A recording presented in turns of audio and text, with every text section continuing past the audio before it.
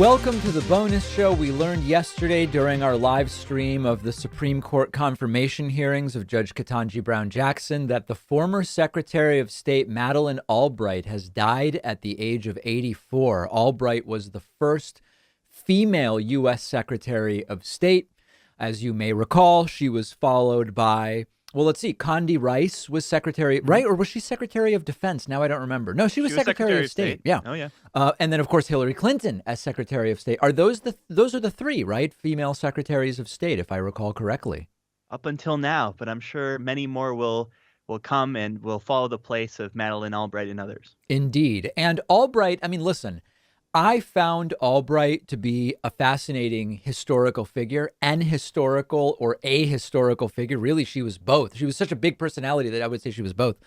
And there are some people on the left who really despised Albright because they would argue that she was an example of her identity being used to completely ignore her toxic conservative neoliberalism. And I remember even one time when Anna Kasparian, our friend from the Young Turks, went to the Munich Security Conference and interviewed Madeleine Albright. This was just right before COVID, I think. And the usual suspects like Glenn Greenwald and people like that, they were saying this is part of TYT's reinforcing the neoliberal centrist status quo and providing cover for war criminals and all these different things. It's like Anna did a totally reasonable, interesting interview with Madeleine Albright. They talked about the fact that prior to her, there had not been a female Secretary of State and what the dynamics were and how foreign dignitaries related to that. I find that there's two things here. There's her politics and yeah, okay, she wasn't a progressive, fine. But she was incredibly intelligent and broke what at the time had been sort of a glass ceiling of sorts. Yeah, I think a lot of progressives also didn't like her because didn't she have that quote about how there's a special place in hell for women who don't support each other? And she was saying that in the context of Hillary Clinton's candidacy. So the idea was that if you're a woman who doesn't support Hillary, then you're sort of betraying other women. That's one interpretation. But there was another thing where I thought what she said was reasonable, which is the options are Hillary, who would be the first female president and is a woman, and Trump, who is an open misogynist accused by 46 women of sexual assault. So like, in that sense, her comment kind of made perfect sense. Like, I'm not like a big identity politics guy, and I concede it could be interpreted two different ways. But it's sort of like, listen, if you're a woman and you look at these two choices and you vote for Trump, that's crazy. And I agree. And there's also progressives who think that she was guilty of war crimes because she pulled out UN personnel from Rwanda ahead of the genocide in the 90s there. Which is an interesting take because usually you would accuse someone of being guilty of war crimes for putting in troops, for something they did. Global affairs, right, for getting too involved. So it sounds like maybe people are trying to have it both ways by claiming that she was guilty by removing troops. And of course, she sort of learned the lesson of what happened in Rwanda and also in Bosnia with Kosovo in 1999. And the U.S. got a lot more directly involved with that conflict. Yeah. So, I mean, that's sort of going over her record as Secretary of State, which was mixed, obviously, as everyone's is. But, people, it seems like try to find these reasons to criticize her when they're not necessarily appropriate. Nobody's record is perfect. I think we would all agree. And particularly anybody operating at the level of Secretary of State, no cabinet secretary is going to have a completely clean record from a progressive standpoint. I think there are some secretaryships that are less overtly controversial, like Secretary of Transportation is just by its nature less likely to be accused of war crimes than Secretary of State. That's just a reality. But in the modern world, when you're Secretary of State for a country like the United States, I don't think any Secretary of State would ever meet the ideal progressive image. Yeah, and I would certainly rank Albright ahead of folks like, I don't know, Mike Pompeo, Rex Tillerson, Colin Powell. She certainly bested them. No question about it. And one of the things I really liked about Albright was that one of her big missions, one of her big values was complete and total opposition to totalitarianism and fascism. And she learned later in life, she wasn't raised Jewish. She learned later in life about her family's Jewish heritage. And there's a lot of very interesting things in her background. And she was a strict opponent of totalitarianism and fascism. And so Madeleine Albright, dead at 84, certainly one of the most interesting secretaries of state in the last many decades, I think, without a doubt.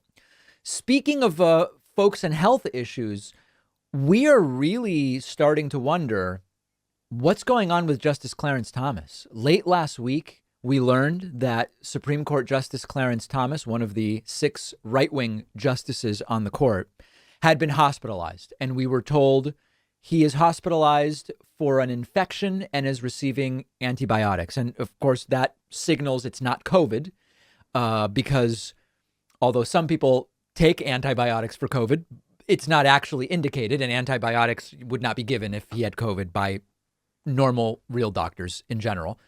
And that he was supposed to be released within a day or two. So we were expecting Clarence Thomas to be out of the hospital Saturday or Sunday. Yesterday, which was Wednesday, the court would not comment as to whether he was still hospitalized, but we know he was not back on the court yesterday. And so there are, of course, increasingly suspicions that he may be sicker than is being admitted, although it may be as simple as it's just about privacy and there's just not been an update provided. We don't know, Pat. And of course, there's the human piece of this is someone who is sick and we want them to get better. There is also the reality and the timing of the fact that we're in the middle of Supreme Court hearings, and that if for whatever reason Clarence Thomas were to leave the court at this time, it wouldn't be Joe Biden replacing a liberal with a liberal. It would be Joe Biden replacing a conservative with a liberal, and it would potentially shift the balance of the court from 6-3 to 5-4. Yeah, and that political angle is why there's so much attention on this. Yeah. Like if this was, let's say, the Secretary of Defense, for example, who was sick, then there wouldn't be a lot of attention, because even if the worst happened, well, that person would just be replaced with someone who is basically equal in terms of how they go about the job and Right. policy and all that stuff. But obviously, if Clarence Thomas was to pass away or have to resign because of this sickness, then Joe Biden would be able to pick a replacement, and the balance of the court would then shift to 5-4. And it's kind of strange how it puts you in the position of like thinking the worst, or like getting kind of morbid, right? Because you don't want to be obviously rooting for anyone's death. We never want to do that. Of course. But obviously there's the implication that if he does pass away from this sickness, then, you can make the utilitarian argument that that could be overall better for the country, because we'll have more favorable rulings and we'll be able to shift the court back into our favor a little bit more. So like you have to be thinking about this stuff. No question. And there's a new update from just 12 minutes ago. Clarence Thomas's hospital stay longer than expected as new COVID variant surges. But again, there is no belief that he has COVID, at least as far as what we were told last week. And a bunch of people are tweeting, are we still supposed to pretend he doesn't have COVID? I don't know that they would lie. I mean, it's, he was hospitalized with flu-like symptoms, determined to be an infection and given antibiotics. Would they lie if it was COVID? I just don't think so. Could he be getting an alternative treatment? Like antibiotics are typically not given for COVID, but Right. maybe he's seeking an alternative. I believe he's vaccinated, right? Because I remember hearing that everyone on the Supreme Court was vaccinated. Yes. So that will obviously give him plenty of protection. But yeah, it definitely could be COVID given everything that's going on. He also could have caught COVID after going into the hospital, or could have been negative on Friday when that announcement was.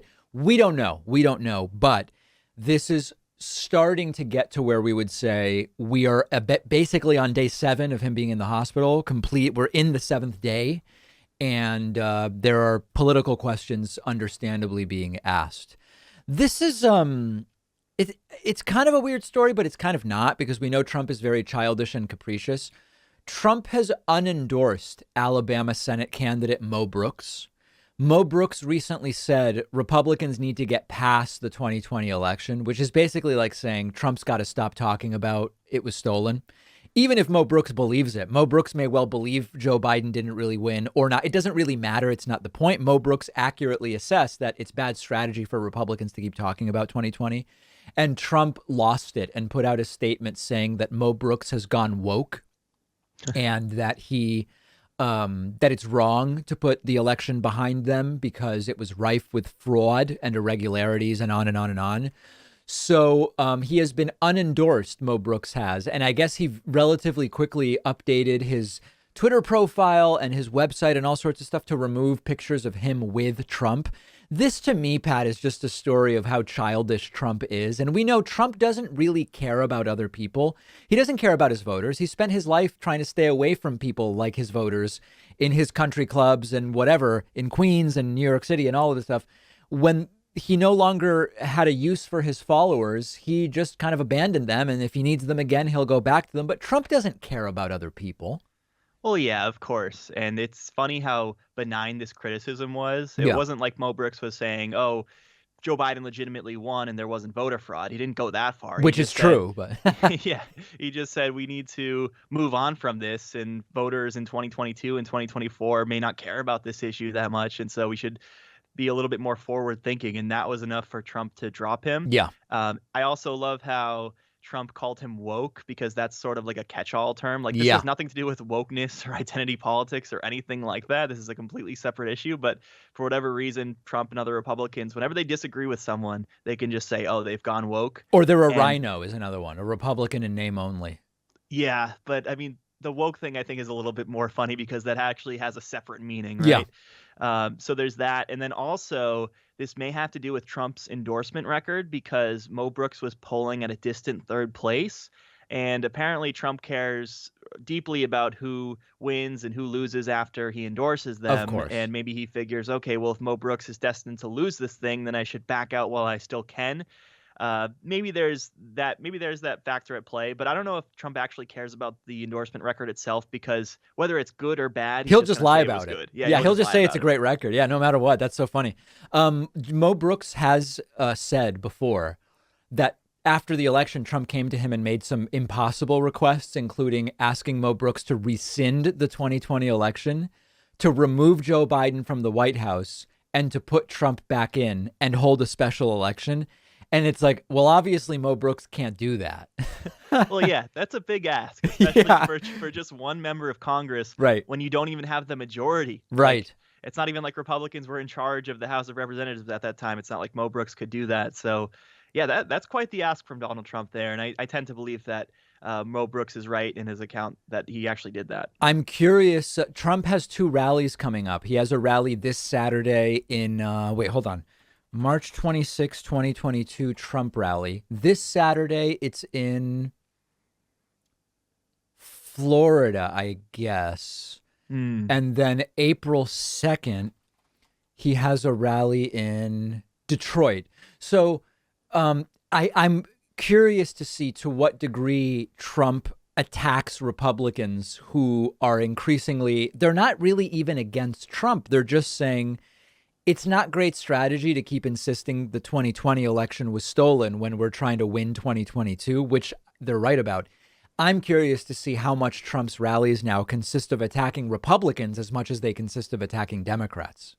That's interesting, because don't you think maybe Trump would want to make it seem as though the Republican Party is united behind him? Like, if he Yeah. focuses in on how all of these different Republican figures disagree with him now, that may also be bad politics. But then again, if he doesn't care about the 2020 election point, that's doing harm to him in the movement, then maybe he won't care about this other thing either. Yeah, I think you're making an interesting argument, which is logical, which is, hey, if you keep talking about the Republicans that are bad because they're not saying, oh, yeah, you won, sir, you won, it would only serve to show that there is a rift in the party. And it seems like the Republican Party would benefit from at least appearing to be united. But Trump doesn't think in those terms. Trump thinks about what's good for me right now. And what he thinks is good for him is for everybody to still see him as the guy who should be in the Oval Office, even though there's no evidence for that. Yeah, and I love to see it. I love to see the poor planning, Oh, yeah. the idea that it's just all about him, because I don't think it's going to work. It certainly didn't work in those runoff elections in Georgia shortly after the 2020 election. So if he's able to keep this up And if he sabotages the Republican Party and their chances of winning this year and in 2024, I'm all for it. No question about it. So we're going to be watching those rallies closely. We're going to be watching Mo Brooks closely. We're really going to be watching all of it closely. And we will be back tomorrow with a new show. And it's not just the new show, it's also the new bonus show. It's both.